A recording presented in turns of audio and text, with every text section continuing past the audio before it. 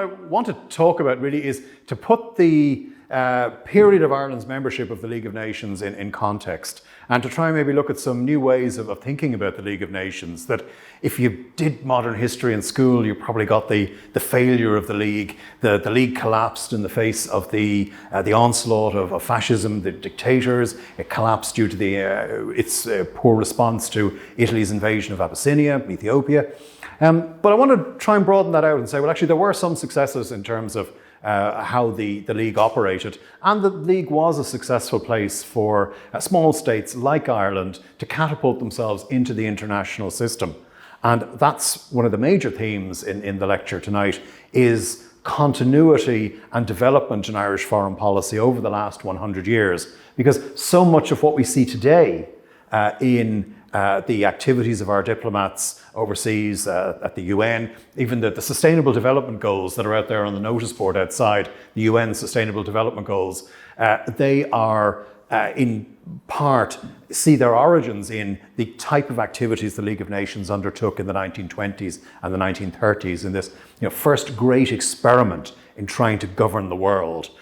Which is what the League tried to do, to bring the sovereign states of the interwar period together to try and work out a way for an ever globalized world to try and manage its affairs. So what I'm starting with is this stamp, Swiss Confederation stamp, and there is the Palais des Nations, the League's headquarters in Geneva, just above Lake Geneva, opened in 1936. When the League was actually, about to go into its death throes. But it's an amazing building, white stone, the grass outside, lovely green grass, and blue sky behind. You can imagine this Art Deco edifice where the League was supposed to govern its affairs. But in fact, it became the location that the League just tried to fight a battle for survival during the Second World War. And when I'm bringing the lecture to a close, we'll be looking at the role of the last Secretary General, Irishman, an Irish diplomat, Sean Lester, who lived here or worked here during the Second World War with a tiny staff, keeping the idea of the League alive through such a traumatic period for Europe and the world, and handing it over to the UN in 1946. So I'll start with a bit of an introduction about the League of Nations. It's based at Geneva, 1919 to 1946. Its first meeting is in Paris at the Paris Peace Conference, but thereafter it moves to Geneva. And it's headed by a Secretary General, equivalent to today's UN Secretary General. And this is one of the big developments in the League, that there's a permanent secretariat, not just an ad hoc secretariat set up as had been the case for previous international conferences. The League has a standing secretariat, an international civil service that will run the organisation on a continual basis. And the League had three Secretaries General: Sir Eric Drummond, a Scottish diplomat, British diplomat, Joseph Avenel, Frenchman, and Sean Lester, Irish diplomat from Carrickfergus in Northern Ireland, who'd been involved in the Irish Republican Brotherhood, through friendship with Ernest Blythe, got involved in journalism, worked for the Freeman's Journal, I think, and then got seconded into the diplomatic service through the publicity department of Sinn Féin after 1919, and worked his way up through the diplomatic service and eventually was seconded to the international civil service of the Secretariat, and through a process that I'll talk a little bit more about tonight, became the League's last Secretary General. I love talking about Sean Lester, and we'll see photographs of him in a moment, because he's one of Ireland's first international figures, one of the first truly international civil servants or international figures that the Irish state has to its credit. And he was forgotten about for so long. He retired in 1946.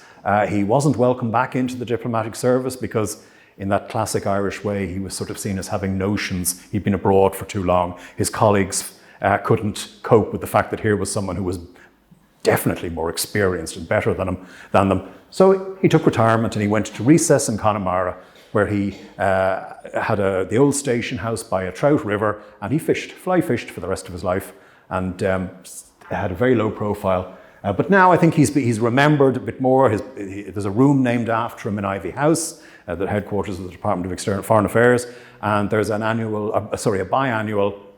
biennial lecture in the National University of Ireland in his name.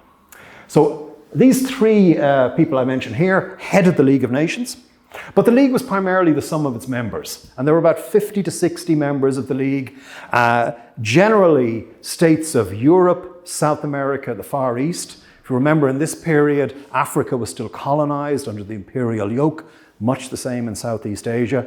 So it was Europe, Latin America, the United States never joined, so Europe, Latin America, and the Dominions, Britain, or Canada, South Africa, Australia, New Zealand, and Ireland, who were the mainstay of the membership. Russia was a member from 1934 to 1939. Germany left in 1933, Japan left. So you can see it's a very, very specific sort of membership. Like today's UN, the League had two bodies. The Council, which was the equivalent of the Security Council, met quarterly or in times of emergency as need be. And then the Assembly, which met yearly in September, like the UN General Assembly meeting in New York at the moment. And that was made up of the entire membership of the organisation. The League had a covenant that was the equivalent of the charter that we have today in the UN. There are many, many differences between the two documents, and I'm not going to go into them because we have other things to talk about. But I think the League's sanctions articles weren't as strong as the UN's, and there are various issues like that to deal with. So that gives you an idea of the organisation we're talking about tonight. There is the inside of the building that you saw on the stamp at the beginning, the wonderful Art Deco inside of the League's Assembly Hall. And that room is now the UN's headquarters in Europe, or the UN Assembly in Europe. And you can see the great and the good of the day, the Secretaries General there up at the top. And I don't think Lester is that one. No, he's not on that one, but he is in one we'll see later. There's the building from the outside. The area on the stamp is just up there in the middle. I think there is a laser on this, and I don't want to blind anyone. I'm not going to try. Maybe if I press, there it is there, yeah. That's where the Assembly is. And you can see it's in an S shape, this building, for the French designation of the League of Nations, Société des Nations. These were late buildings built later for the UN, building for the Disarmament Conference, one of the League's big failures. And down here is Lake Geneva, and you can see the wonderful surrounds that it's in. That's a picture taken in 1993. So that gives you an idea of the organisation, what it was about, where it was based, and what its headquarters looked like. So let's bring it into the Irish angle. And we'll meet these men throughout the lecture. Michael McWhite, Ireland's first permanent delegate to the League, a dashing character, we'll see him in a moment, a former French Foreign Legionnaire who served with Sean T. O'Kelly's team at the Paris Peace Conference and drifted into the diplomatic service when External Affairs was set up. Like all these men here, and we'll see some of the women in the Foreign Service later, they're diplomats by chance, diplomats by accident, not people who intended to have a revolutionary career or a diplomatic career. McWhite was in a career of journalism before the First World War, and then into the French Foreign Legion. I don't know why he joined the French Foreign Legion. His memoirs probably explain it, but they have not been published yet. Then we've Lester, who took over from McWhite in 1929. I've spoken a little bit about him already, the son of a station master from Carrickfergus. And Lester felt that he was destined for a career in the Belfast and County Down Railway, I think, but for the fact that he was colourblind, so he couldn't see the signals. And he ended up going into journalism and hence onwards, as I've just described. And then the final man we're going to meet tonight, is Frank Cremens, who was Ireland's final representative at the League of Nations from 1934 to 1940. Born in Clonmel, and we don't know as much about him as we do about the individuals, the other two guys, because he simply didn't have as widespread a diplomatic career. He went on to be Ireland's first envoy to Switzerland after from 1940 to 1946, and then he retired. The point to make about these three men is that they're all very, very different sorts of figures. McWhite, so the internationalist soldier, supporter of the League, but primarily an Irish nationalist, supporting the Irish cause, trying to get Ireland's sovereignty, international sovereignty established and Ireland's place at the League established.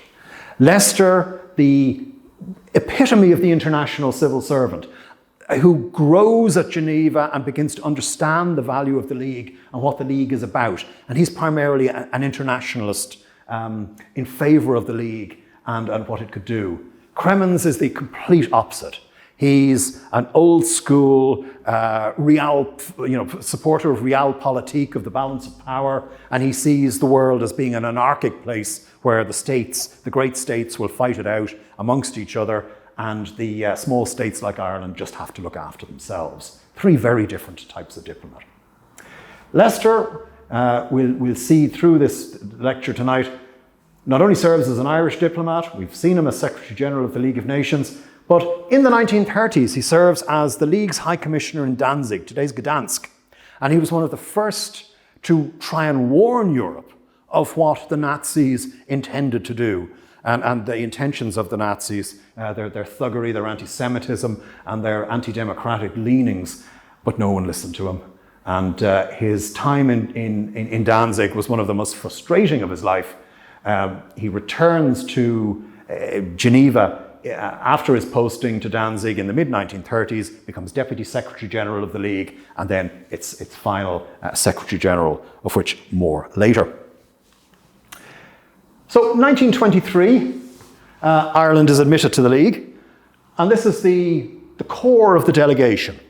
And I want to just point out to you Michael McWhite.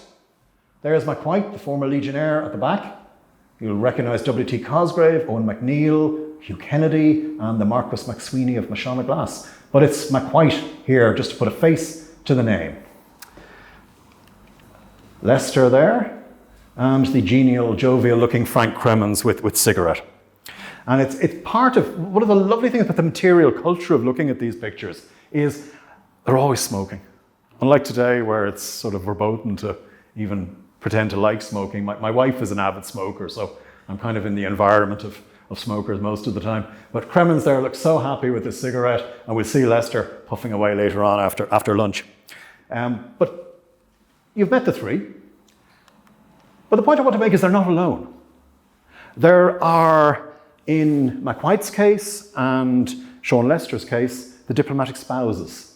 Paula McWhite, Michael McWhite's wife, played a key role working with Michael McWhite in establishing Ireland at the League of Nations in the 1920s. And these are the diplomatic wives tend to be forgotten about. They're the people working behind the scenes to make sure if there's an event in the legation or the embassy that the tables are right. They're doing the meal planning. They're working with the cook. They're working with the housekeepers, making sure that the events work. They're also working with their husbands as intelligence gatherers, because people tend to say things in front of maybe the wives that they wouldn't say in front of the diplomats, so they're listening. Paula and Michael McWhite work together as a team, the same way as Elsie Leicester, who we'll meet later, and Sean Leicester worked together as a team in Geneva. Frank Cremens wasn't married. So bringing Paula McWhite in here, I mean, she's a painter in her own right, a Danish painter. Paula Grüttner, before she got married to Michael McWhite. She has a career of her own, but tonight we're looking at her as a diplomatic spouse there on her passport, issued, I think, in Rome, if I'm right, when McWhite was serving as ambassador to Italy. And then on the right here, we have the dashing Edward Phelan. Phelan was the son of a master mariner from Tremore in Waterford. He ended up in the British Civil Service in the Ministry of Munitions during the First World War and got involved as part of the British delegation to the International Labour Organization. It's pre-independence. And he goes on to become part of the Secretariat of the International Labour Office. Eventually it's Secretary General, it's Director General. And why he's important is not his involvement in British civil service life, but the fact that as an Irishman, as an Irish nationalist, he is working in the League, working in the ILO. He is the eyes and ears of the Irish delegation. He's their back channel. If Cosgrave and Co. McWhite want to find out what's happening in Geneva, they talk to Edward Phelan. They ring Phelan, they meet him, and Phelan can give them the intelligence from behind the scenes in the League of Nations. And his correspondence with Hugh Kennedy, with Desmond Fitzgerald, with the Irish diplomats of the time, shows how much they relied on him as an important back channel to get information. So what I've tried to show you there are the people involved, the diplomats, the wives, the eminence grise, the politicians who bring Ireland into the League and are part of an active policy at the League in the early 1920s. So, September 1923, 100 years ago, 100 years ago in 1 month this year, Ireland joins the League of Nations. And here's the full delegation. You've seen the picture just a few moments ago of the core of the delegation. There's MacWhite again on the left. You might see a striking resemblance there to the second person there, to Garret Fitzgerald. That's because it's his father, Desmond, who was Minister for External Affairs in from 1922 to 1927. Marcus McSweeney, Cavan O'Shiel, and then the civil servants and the aides de camp. In the middle there, Diarmuid O'Hegarty, the Cabinet Secretary. One of them is Colonel O'Reilly, I think, Cosgrave's aide de camp, and then Geroid McGann from the President's office, and then McNeill, Kennedy, and Cosgrave. This picture is taken outside the first headquarters of the League of Nations, the Palais Wilson, on the shores of Lake Geneva. And as this is taken, I think it's taken on the day Ireland enters the League, the 10th of September 1923. So I want to look for a few moments at sort of Ireland's first years in the League, the early years of policy, and to talk through this slide. And the long and the short of it is that the Dáil Éireann administration, the 1919 to 1922 government, unofficial government, wanted Ireland to be part of the League. It's clear from the message to the free nations of the world, from the Declaration of Independence, from correspondence from Arthur Griffith, who was the foreign minister, that Ireland wanted to join the League. But the problem was that the League, or the great powers, did not want Ireland as a member of the League. Ireland didn't exist in their eyes. Ireland was still part of Britain pre-1922. And there was no appetite amongst the great powers to admit states that were not yet in existence or members of revolutionary movements, even though United States President Woodrow Wilson said as one of his 14 points that the League would include all states, all nations. So there's a bit of a problem there for the Dáil Éireann administration. It would like to be a member of the League. Wilson says he would like the states that come out of the First World War to be members of the League, but it's only the states that come out of the former defeated powers that he wants, really, because he's not going to upset Britain. America is not going to upset the special relationship with Britain and support Ireland's League membership. The period after the Anglo-Irish Treaty sees a rapid flurry of movement in Dublin during the Civil War of the provisional government trying to get admission to the League. But the problem is that the provisional government is only provisional. By its very nature, it cannot bind Ireland to international matters. It has no competency in international affairs. And Michael Collins says to George Gavan Duffy, Minister for External Affairs at the time, hold back, hold off. We can't join the League until the Irish Free State comes into existence. And that happens on it should be the 10th of September 1923. Ireland joins the League. And getting into the League was a major achievement for the Free State government. Just at the end of the Civil War. As the Civil War has just ended, it's a chance for Ireland to show that it can take its part on the world stage, play its part on the world stage. That Ireland is not a failed state after the Civil War, and we wouldn't have used the term at the time, but that Ireland can exist, can govern itself, can play a part in the world system. And after Ireland gains admission to the League, then there's something of a hiatus. We've got so far, we've got in, but what now?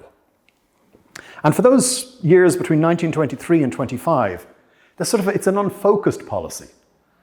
We've got admission, we're in the Assembly, but now what?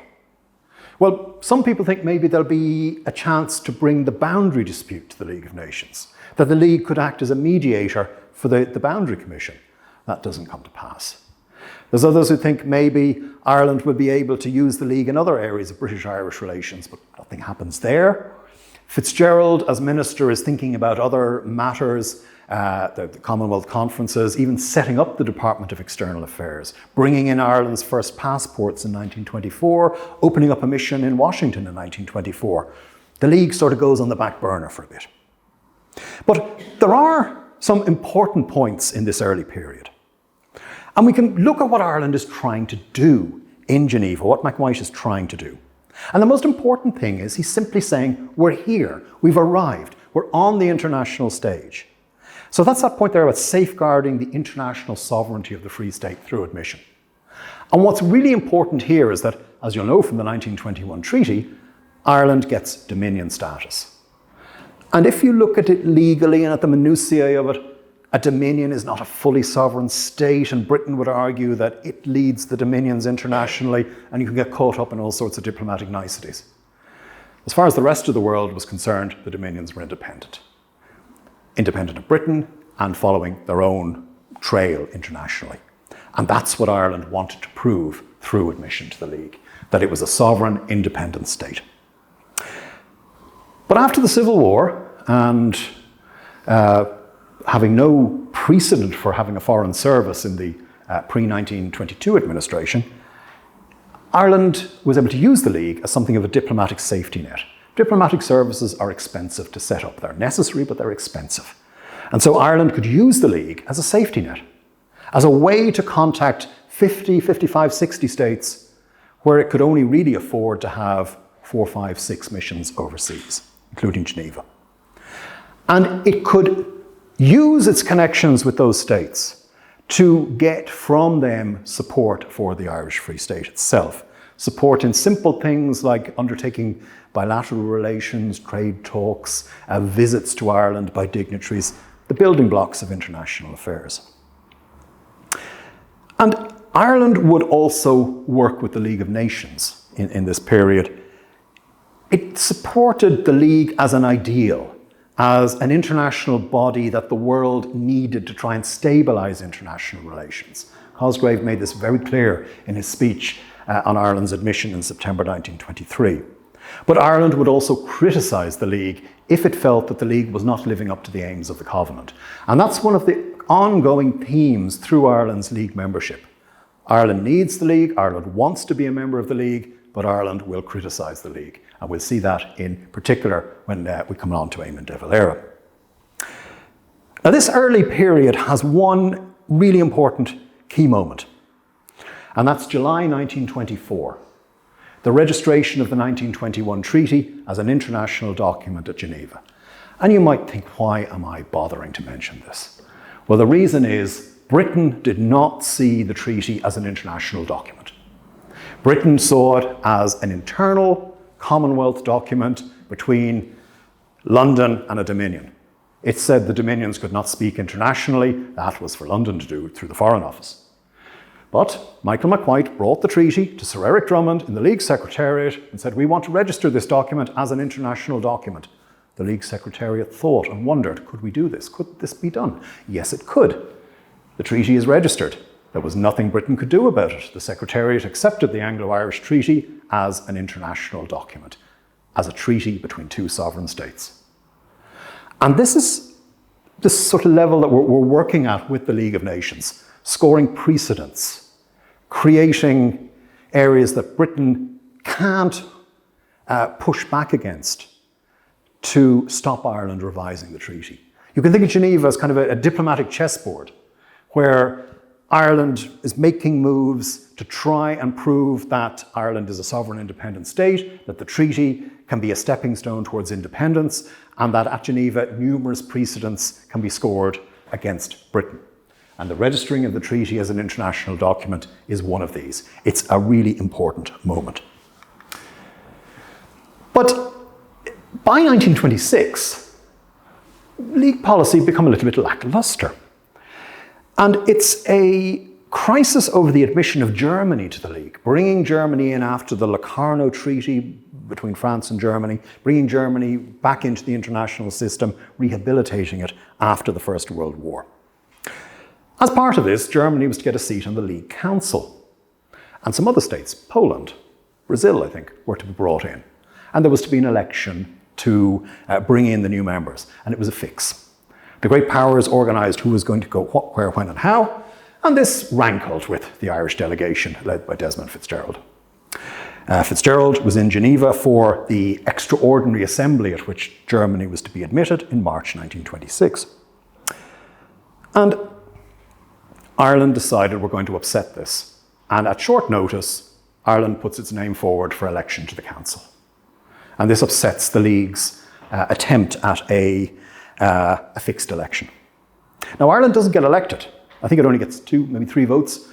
But, as Fitzgerald writes back to his wife Mabel, we created a small sensation and will prevent at any rate the arranged elections from going through as a formality and the dominions being regarded as of no account. So you can see 2 or 3 things in that quote. Ireland has pushed itself up the League's rankings as an active state, a small sensation. It will criticise the League by preventing the election going through. And the dominions being regarded as of no account. That's showing to Britain that the dominions will act and they will move in terms of their own interests. And this is the year that the Balfour Declaration gives the dominions international equality with Britain. So it's important in terms of League policy as well, or sort of dominion policy as well. And that period between, I say May there, but it should really be March, I think, March to September 1926, sees something of a rethink in League policy. What happens is that at the September Assembly, the lead delegate is Ernest Blythe, Minister for Finance. And Blythe is wondering, what is Fitzgerald spending the money on for League membership if Ireland's doing nothing at the League? And from his time at Geneva, where he really embraces Geneva. You know what Ernest Blythe looks like. You can probably picture him with his little glasses and his pudgy features and all that. Blythe not only gets involved in the Assembly, he writes these wonderful letters back to his wife, where he goes out and about in Geneva. He goes down to Lake Geneva, he strips off and he sunbathes. And like all Irish people of pale complexion, he gets really badly sunburnt. And he writes a letter back to his wife saying, and picture Ernest Blythe, I am sitting here in my room writing this to you, wearing nothing but a heavy coating of cold cream over the top half of my body. So these wonderful letters where he talks about what he sees. He sees women in 2-piece swimsuits for the first time and writes back about the modesty of his own, as he puts it, my Malahide swimming costume. So something is happening at Geneva to Blythe. He's becoming rather more internationalized, or it's opening up to him what he sees going on there.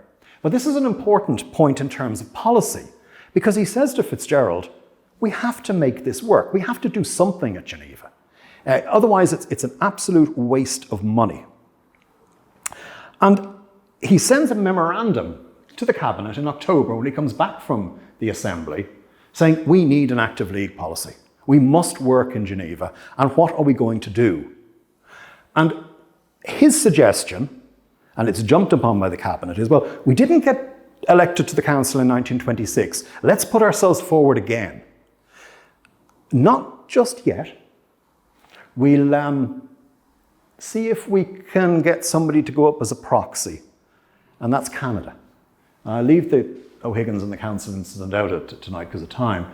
But in 1927, the new Minister for External Affairs, Paddy McGilligan, supports Canada's candidature for the Council. Now, in fact, Ireland manages Canada's election to the Council. Canada comes in and nowhere. Canada's got no interest in being on the Council. But a Dominion putting itself forward for election after Ireland, another Dominion putting itself forward, that's another precedent in Dominion policy. And that's another precedent that is useful for Ireland in trying to break down the treaty. So in 1927, we see Ireland acting behind the scenes. It didn't get elected in 1926 to the Council, but it gets it right this time for Canada. And Canada is elected in 1927 for a 3-year term as a temporary member on the Council, on the League's top body. And that's setting the way for Ireland to put itself up for election when Canada's term expires in 1930. And what we see between 1927 and 1930 is a complete overhaul of League policy based on that memorandum of Blythe's from 1926. And it's this man here with a cigarette, beside the guy with the cigar, Paddy McGilligan, who was around with us for many, many years. He was Minister for Finance in the inter-party government. He died in 1979. He, Blythe, and Joe Walsh, the Secretary General of the Department of External Affairs, totally overhaul League policy. And what they're planning on doing is being active in the Assembly, not just going and making a speech every year, but getting involved in the little building blocks, the big building blocks of international life that the League is organising. Codifying international law, ratifying League conventions, being independent on matters where the dominions are involved, okay, being aggressive in the Assembly, well, aggressive in diplomacy, and not making forthright speeches about the League, and most importantly, supporting the League's work on disarmament and collective security. And the objective here is that Ireland will show in the late 1920s to the members of the League that it really does have the League at the heart of its foreign policy. And that activism leads into a canvass for election to the council that begins in 1929. Now, I want to talk about that canvass in a moment. And these are the main players behind it. The person I want you to remember is this lady here, Sheila Murphy.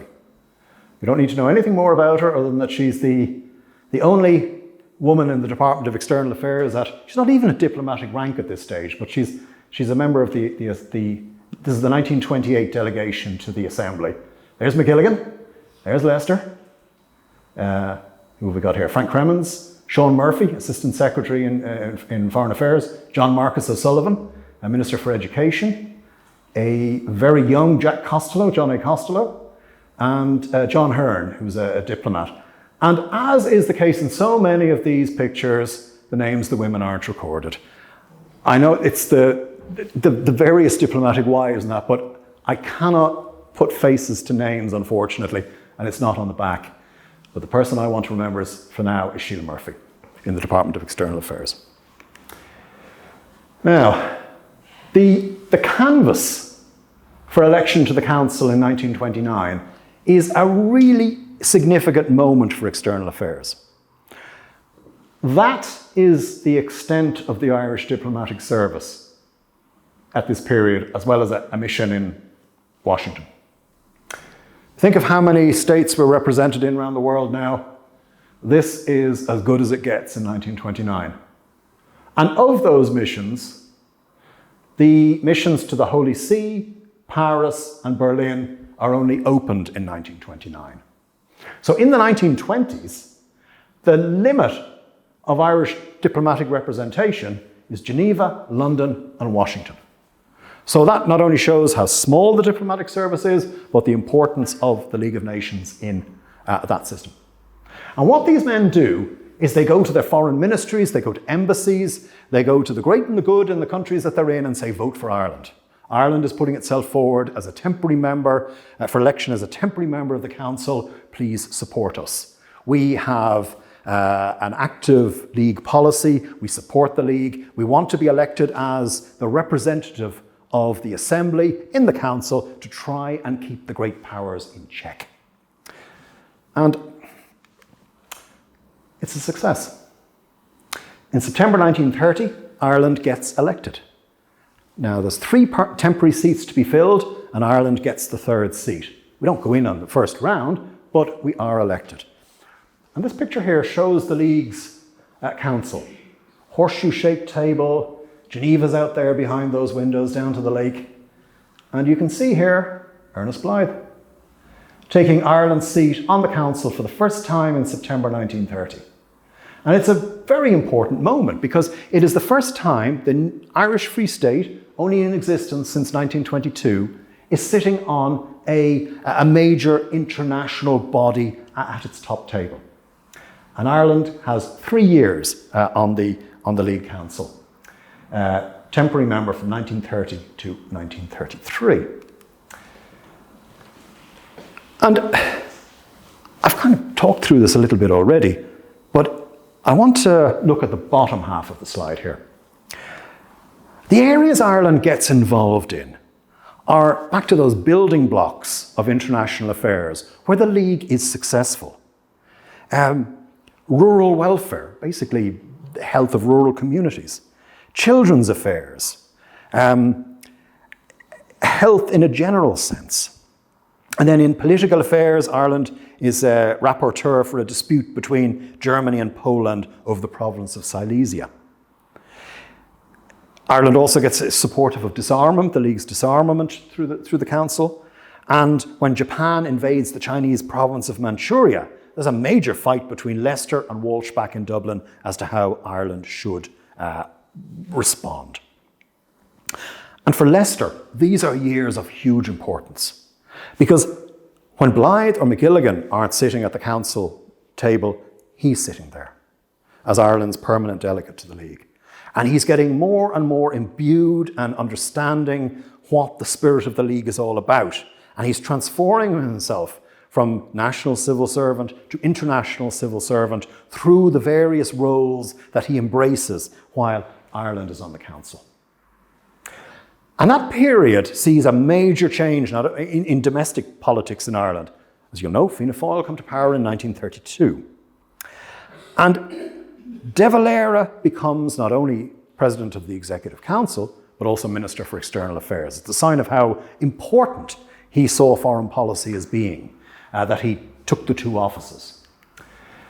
And the period that he now comes into power in is one where the world has changed completely.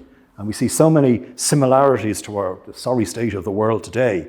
The return of power politics, crisis of democracy in the 1930s, the rise of totalitarianism and fascism, the rise of trade protection, economic crash through the Wall Street crash and the collapse of the gold standard. Power is beginning to rearm as well. So when De Valera comes into government buildings as President of the Executive Council, as Minister for External Affairs, and he's about to head off to Geneva, it's a very different world system he's embracing to the more optimistic 1920s that Fitzgerald and McGilligan were in power during. The first big threat to the League and the first warning sign is September 1931 when Japan invades Manchuria. It shows the failings in the League system. The League is unable to respond. It sends a commission of inquiry. There's calls for sanctions to be implemented. But the League's commission takes too long to get there. Japan basically just dismisses the League. And there's an interesting conflict in the Irish reaction to it. Whereas Leicester feels China is suffering, the rights of the members need to be upheld, the League should support a member through its covenant, through sanctions against Japan, whereas Walsh, his boss back in Dublin, says no, Japan is a bulwark against communism in the Far East. Japan should be let do as it wishes. And it's on the sidelines of council membership, but it's a very important clash between the two of them. Leicester's dispatches are far better back to Walsh. He wipes the floor with Walsh. The journalistic skills that he has really come to the fore. But Walsh carries the day because he is the Secretary General of the Department of External Affairs. De Valera is very much associated with the League. And his opening salvo at the League is at its 13th Assembly. Now this picture here shows De Valera there in the middle, tied to the mast of this raft that represents the League, going through choppy waters. You can see the sawfish there and the various other sharks, whales, and then battleships there on the horizon. Fork lightning coming down, unlucky for some, 13. And these are the statesmen of the time paddling the League raft through choppy waters. We'll see some more of these cartoons as I talk. They're by Derzo and Kellen, who were the League's in-house cartoonists. And they had this wonderfully cynical way of looking at the League and telling the League supporters as it was, what it was going through. This is a menu for I think it's a journalist dinner at the 13th Assembly, and you can see the menu under there, the various courses and so on. De Valera's arrival in Geneva meets with some concern amongst the powers, particularly Britain. There's a sense that, well, maybe he's going to bring all the difficulties of Anglo-Irish relations to Geneva. Maybe he's going to seek to talk about partition and ending partition. What would he say about the League when he chaired the council session where its response to Manchuria was to be tabled? And there was a real sense of fear as De Valera took to the rostrum and spoke. Firstly here at the council, we see him chairing the council there, it's De Valera there. But here, opening the 1932 assembly. And the speech he makes in 1932, he throws away the speech prepared for him by the League Secretariat, saying all nice platitudes and pleasant things about the League. And he uses a script that he has written himself with the help of a young diplomat, Frederick Boland. Fred Boland, who you may remember was Ireland's ambassador to the UN in the 60s. We'll come across him in a few moments. And in 1932, De Valera tells the League, he calls time on the League and said, you are in a period of transition in international affairs and you need to keep your wits about you. You need to be able to respond to it, to the changing international system, because if you fail, the international system is down the tubes. And it's a much more eloquent delivery than I'm giving there. But it takes the League by storm, because De Valera says at the 1932 Assembly things to the supporters of the League they don't want to hear. He talks about failure. He talks about the fact that the League may not be a success, that the Covenant is not worth the paper it's written on, that the League may well go down the tubes. But the lovies in Geneva who think that the Geneva system is fantastic do not want to hear this. And when De Valera finishes, there is silence in the Assembly. No round of applause, nothing. He has called out the League and he's told the League supporters the things they do not want to hear. Because there was very much that sense of navel-gazing and echo chamber in Geneva at the time. The League must succeed. The League must succeed. The League will succeed. But its reaction to allowing Japan to invade Manchuria shows that the League is not working. And that is what De Valera says. In this period of change, Sean Lester changes considerably. His involvement in the League's committees into these two wars in Latin America that you may never have heard of, between Bolivia and Paraguay and Peru and Colombia, changed him completely. He helps facilitate a League of Nations sponsored solution in the war between Colombia and Peru. He comes to the notice of Drummond and the Secretariat. And he is asked, or De Valera is asked, to release Lester from the Department of External Affairs to take over as League of Nations High Commissioner in Danzig in 1934-1935. And Danzig is the powder keg of Europe at this stage. It's a free city under League of Nations control, but the local Nazis and the local Poles are vying for power, and it's a barometer of the way Europe is going at the time. And Lester sees what is happening, but as I said earlier, no one listens to him. And he writes a document in 1934 that I think is worth talking about it at length here. Before he goes to Danzig, to Gdansk, he talks about what the League is for Ireland. We're making a small place for Ireland in the League, and for that purpose the League, in international relations, and for that purpose the League gives us our best, if not our only field of work, our best, if not our only platform, and one of the best, if not the best elements for our protection. That's Lester, the liberal internationalist. And then he talks about Ireland's place in the League, in the world, but then at the end there, no reasonable person in Ireland should regard with equanimity the weakening or even the collapse of the League, imperfect and weak as it may be. And if it's going to collapse, it's our duty, while it still remains, to take out of the situation every ounce of national prestige and political strength we can draw from it. So the League is important to him. Even if the League is to collapse, he feels it is necessary Ireland should be part of it. And he writes in a subsequent memorandum at this stage, if the League collapsed tomorrow, we'd have to build it again. We need the League of Nations. And just to take time for a moment, here we are in the mid-1930s, a lunch in Geneva. You can see that the coffee cups are on the table. The wine has been drunk and it's gone.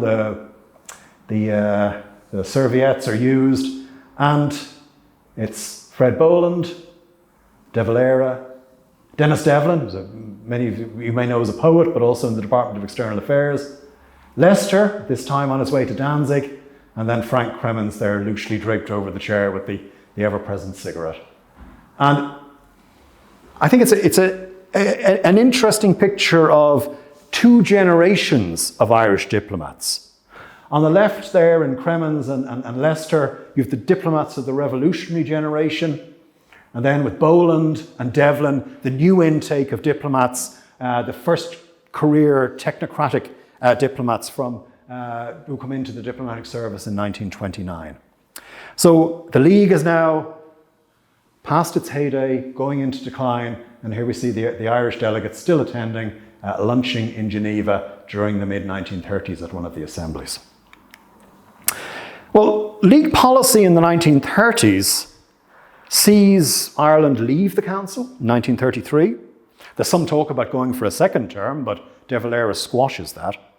And it's this quote here by C.P. Price of the Dominion's office in London, I think captures League policy. He talks about Ireland taking a more international standpoint, by which he means a solid, consistent policy at Geneva.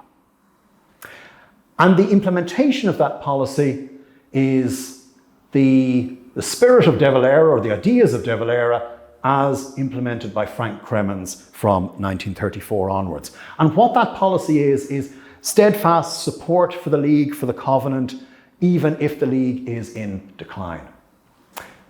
Back to the in the mid-1930s, here is the Assembly Hall. The League hasn't moved to its new premises at the Palais des Nations. But if I can just walk away from the microphone, I'm sure you can still hear me. You can spot the Irish delegation here. They're in there. There they are. De Valera, Cremons, Michael Rinn, the legal advisor in external affairs, and Dennis Devlin. I think De Valera should be pretty straightforward to see there, and the others, in amongst the nations of the world. I mentioned Boland earlier on, and those of you who had maybe an interest in UN policy in the 1960s, Frank Aiken's period at the UN, will know of him, remember his role there. Boland was at one stage spoken of as a possible successor to Dag Hammarskjöld as UN Secretary General, but that didn't come to pass for various reasons. At this stage, he's beginning his career in Irish diplomacy. We saw him at lunch there a few moments ago. And he takes over as head of the League of Nations section in the Department of External Affairs in the mid-1930s for a brief period before heading to the Department of Industry and Commerce as head of its international trade section. And at Geneva, he begins to learn the ways of multilateral diplomacy and the ways of the international system. And they, as we'll see later, are concepts that he learns greatly to his benefit. But I want to just mark him there, himself, Sheila Murphy, who I mentioned a few moments ago. All part of the backdrop to De Valera as the front man of Ireland's League policy in this period. So kind of in general, an overview of mid-1930s policy. Well, you know this is the period of the economic war and where Britain and Ireland are fighting it out in terms of in legal ways over the whittling away of the 1921 treaty, over the withholding of land annuities, but very little of this comes over into League policy. Britain and Ireland are able to use Geneva as a neutral ground where Foreign Secretary Anthony Eden and De Valera can meet and talk. And in the mid-1930s, we see various aspects to League policy. De Valera remains a supporter of the League throughout. And he, in fact, wants to admit the Soviet Union to the League. Even though Ireland is profoundly anti-communist in this period, and you might not think of De Valera as a supporter of Russia, he's not a supporter of Russia, but he feels the League should be universalist. And so he wishes to broaden it out, and at least the League should vote on Russia being admitted. The Saarland plebiscite is a point I mention here because it's an interesting what if. The Saar is a piece of land between France and Germany, just above Switzerland, and it was under international control to the mid-1930s. In 1935, there was to be a plebiscite to see which way it would go, back to France, to Germany, stay under League rule. And that plebiscite had to be policed. And an early form of peacekeeping force was created. And the defence forces were approached to send a contingent. Now, I don't think 2 battalions is right, but that's what it says in the document. Perhaps 2 companies of infantry were to be sent. De Valera supported it. The preparations in policy terms were underway, but it was found easier to send Dutch troops instead.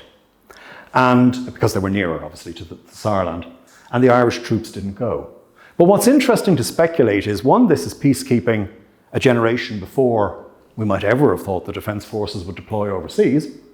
And also, had those troops gone and served in the Saarland, they would have been under British command.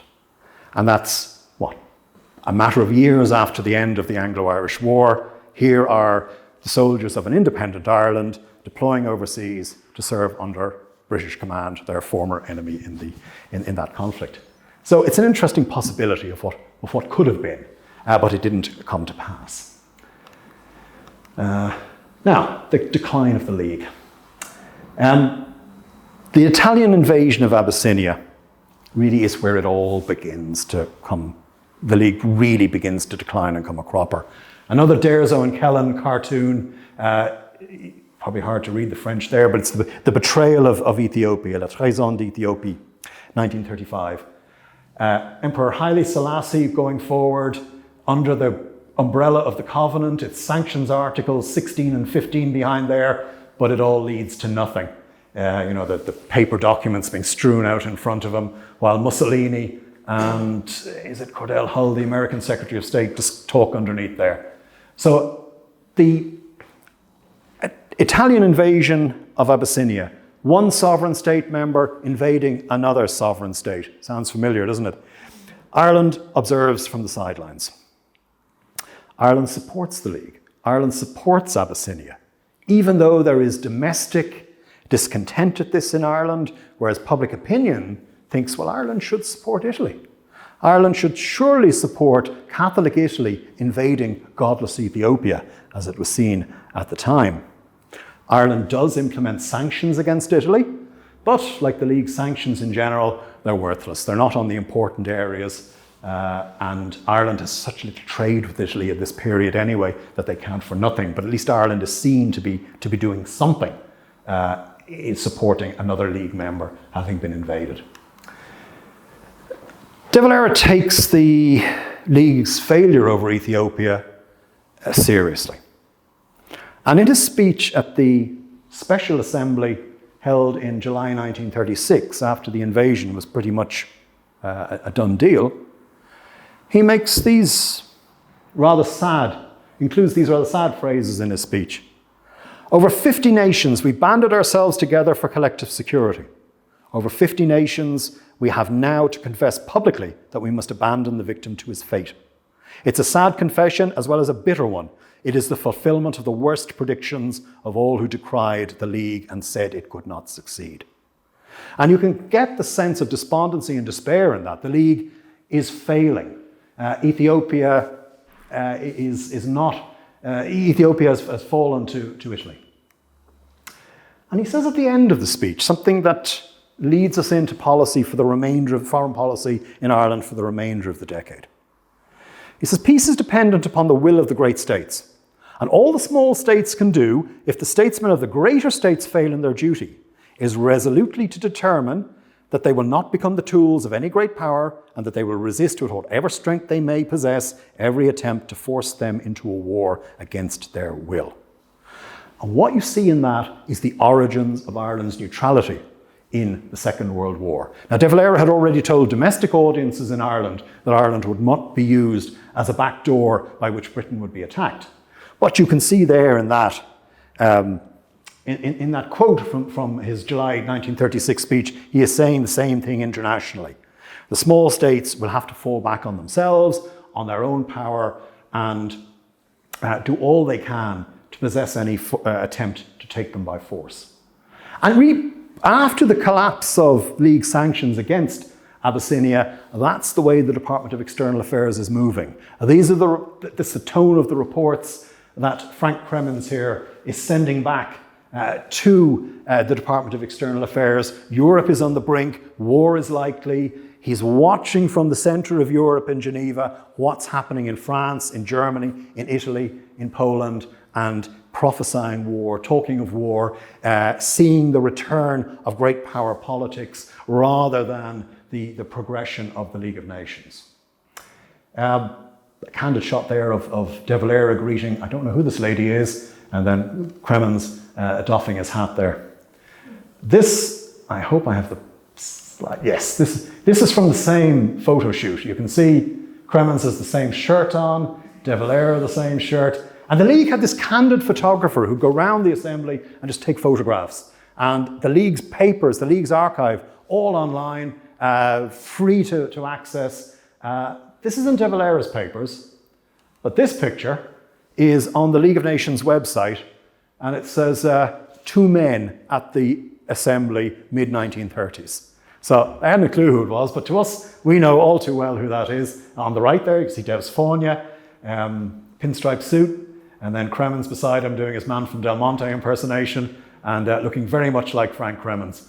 And when I showed this to one of my colleagues in the academy, they said, look at what's happened, Frank Cremens. He's become European. He doesn't look like an Irishman at the time. Look at the glasses, the Panama hat, the suit. Look at the cut of him. He's transformed himself into, I don't know, a European male of the 1930s as opposed to, I don't know what the alternative is, to be honest, like an Irish male of the same period, but that was what my colleague commented on. Now, there we have another mid-1930s shot, De Valera in a beret with his diplomatic colleagues taking a little bit of time off from the assembly and exploring outside Geneva. You can see the Swiss Alps there in the background. That last shot was taken during, I think, the 1938 assembly, when Europe stood on the brink of war during the Munich crisis. De Valera was a supporter of appeasement. He thought, solve international problems before they lead to war.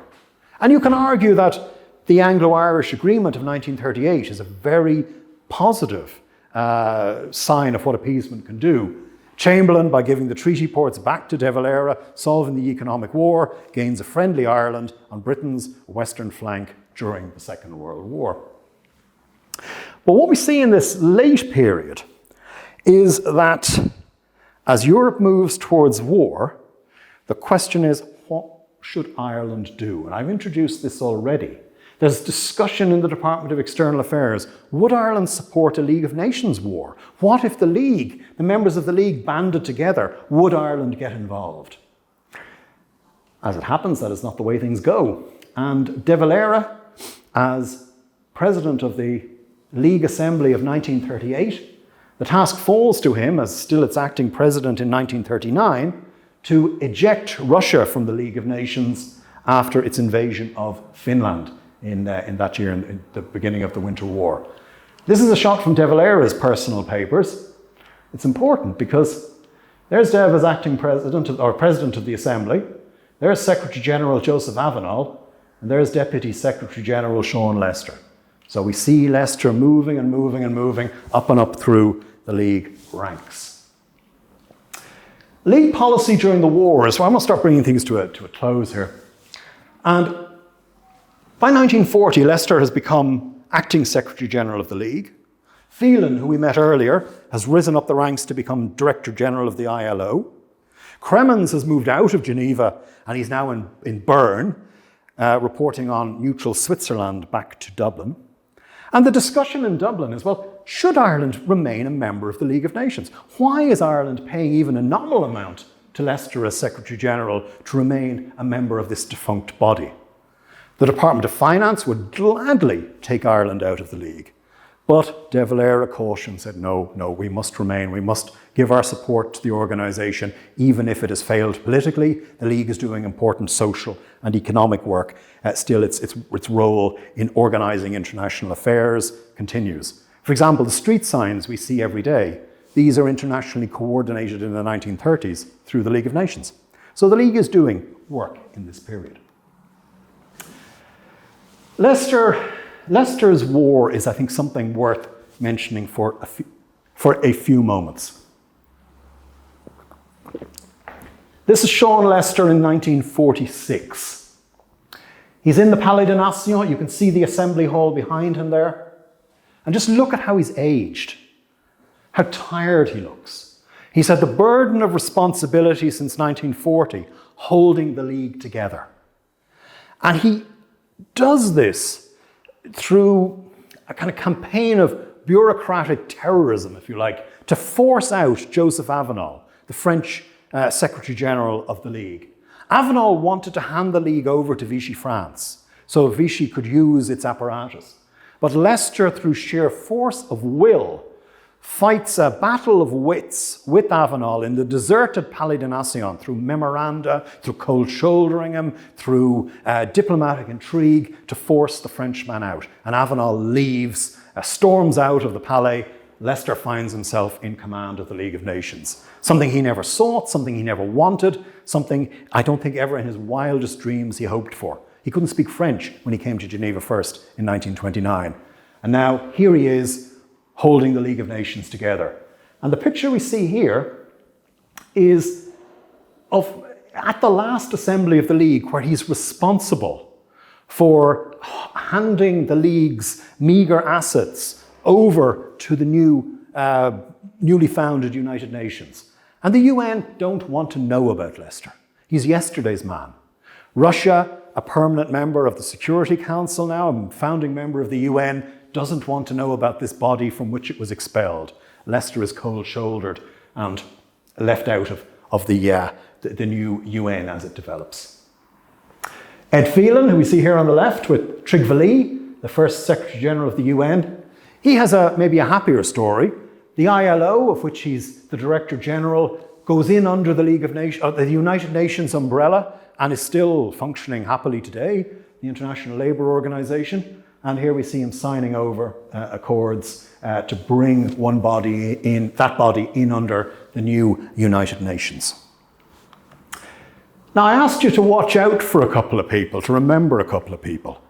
I'm talking about the legacy of the League here to Ireland, and it's the point I want to conclude on. In 1955, December 1955, Ireland joined the United Nations. It didn't get in 1946 because Russia vetoed its membership. This is the first full delegation to attend a United Nations Assembly it's 1956. And the point I want to make here is the legacy and the importance of League of Nations membership, and this by way of conclusion. Because the skills learnt by Irish diplomats at Geneva, the role Ireland played in the League, I think prepared the way for the successes of UN membership in what's called Ireland's golden age at the UN from 1955 to, let's say, 1959-60. The continuity is very, very clear in this picture. There's Sheila Murphy. I asked you to remember her from 1928. By 1956, she's not only the senior female diplomat in the department, the female third secretaries have come in 1947, I think, but she's not assistant secretary at this stage, but she's high up the rankings, but she's the brains trust of the department. She remembers what happened. She goes back to 1922. She was Joe Walsh's private secretary during the Second World War. She knows the history of the department.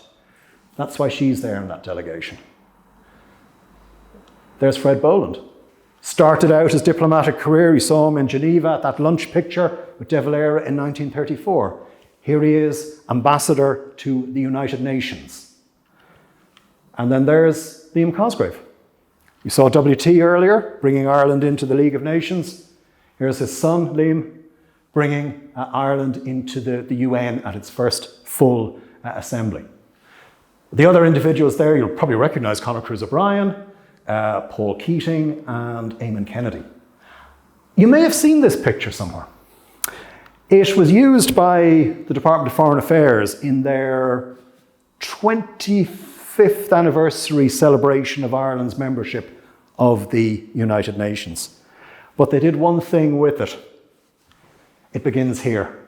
They cut Sheila Murphy out. The assumption was, well, why would you want her in there? She's probably the secretary or something, or making the tea or something like that. She's there because she is the continuity back in foreign policy, along with Fred Boland, back to the 1920s. And I think that's the point I'm going to end on, because I think what we've seen in this is a generational shifts in foreign policy from the League to the UN. But the same concepts, the same themes, the same practices remain. That what Ireland learns at the League of Nations, it later puts into practice at the UN, and it's a continuity from 1923 to the 1950s to the 60s and beyond. And that's why I think membership of the League was so important. If Ireland had only got independence after the Second World War, surely this delegation and their successors would not have been so successful in foreign policy in the 1950s and 1960s. So I think League of Nations membership is important. It starts the Irish Free State off on a very important and stable footing internationally. It gives Ireland a place amongst the nations. And I hope I've shown that Ireland actually did contribute to the League of Nations, and that through the careers of Sean Lester, maybe Edward Phelan and others, the League also had an impact on Ireland and Irish diplomacy. I'll leave it there. Thank you so much for your attention and for coming tonight.